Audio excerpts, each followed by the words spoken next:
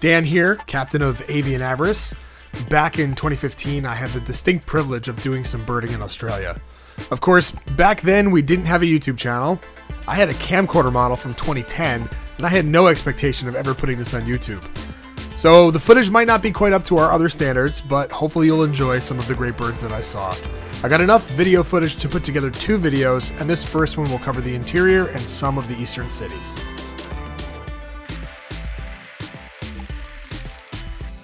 If you have to have a common pigeon as an everyday bird where you live, crested pigeon has got to be one of the most interesting, unusual, and spectacular looking backyard birds.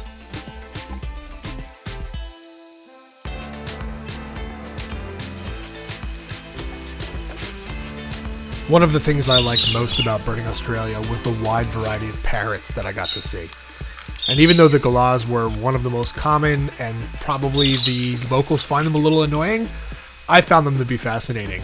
The bright pink colors are unlike anything we have in the United States, and they were really cool to watch.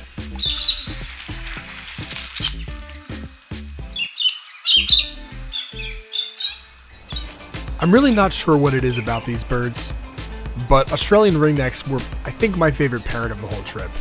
The ringneck is such a unique thing, and they were just such elegant looking parrots. I got a chance to see a few red-rumped parrots in a park, which was pretty strange for me because we usually don't see parrots at all in the United States, but to see them on the park grass was kind of strange. Kind of felt like they should have been mourning doves.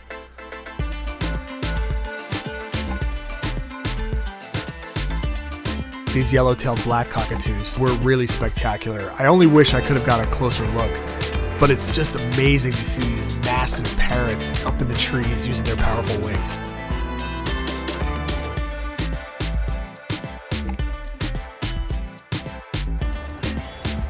The silver eyes were fascinating birds to watch. They weren't my first white eyes, but they probably were the most attractive white eye species I've seen.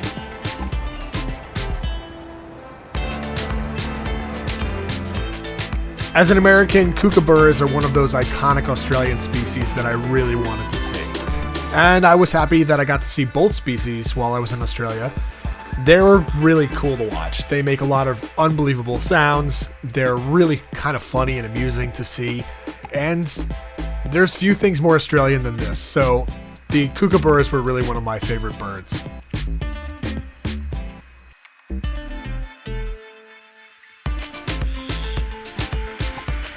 I got a chance to see a good number of raptors while I was in Australia, and this Pacific Baza was one of the coolest. We don't really have crested raptors in the US, so that was kind of a unique trait that I really enjoyed seeing.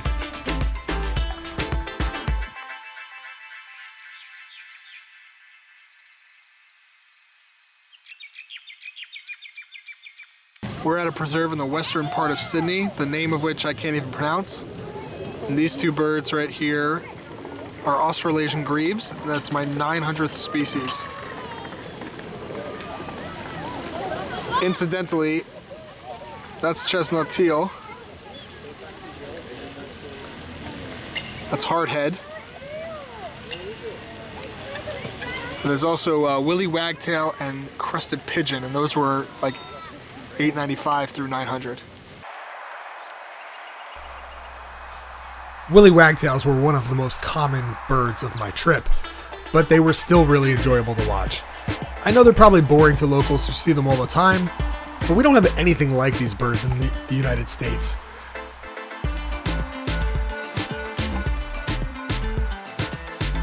They have lots of great behaviors. The way they wag their tail, the way they run, the way they scamper and jump from place to place makes them really interesting to watch.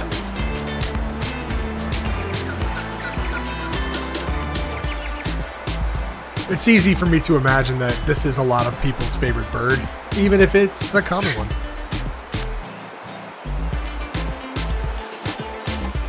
Black kite was one of the most common raptors I saw, but they're still really impressive to watch. They have great coloration, and they're kind of easy to ID, which is great for somebody who's just visiting. I really wanted to see wild black swans when I was on my trip. When I was kind of a young birder, I saw an escaped black swan at a local park near where I live. And ever since then, I've really wanted to see one that was countable. So I was happy to finally get one.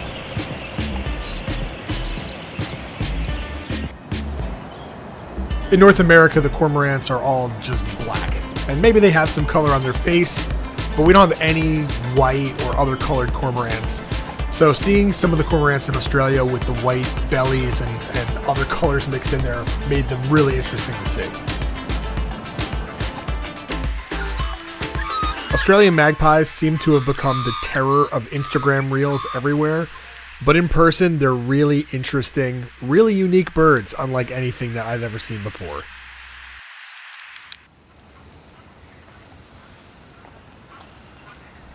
Suburban and urban parks were a really great place for me to find birds when I was in Australia because they usually had water features and because they were usually very accessible for people who didn't have a car or who were just tourists. So I visited quite a few of them.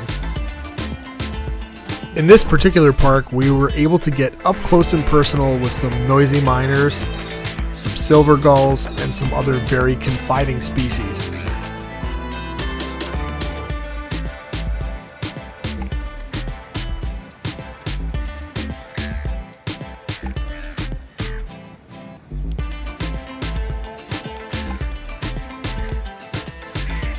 Another very approachable bird were the Australasian swamp hens. It was really strange to see them walking around on the grass. We don't have birds like that in New Jersey, so it was fun to see them out in the open. And we do have some gallinules, but they're very, very cryptic marsh birds where I live.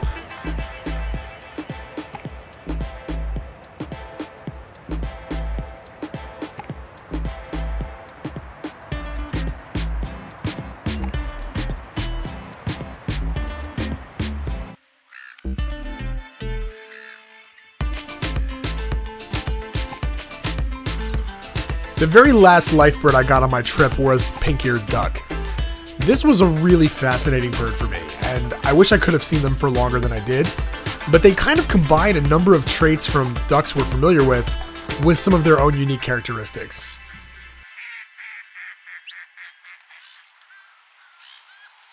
And they have this really unusual behavior of swimming in circles around each other, which I never observed before in person. So it was very interesting to watch.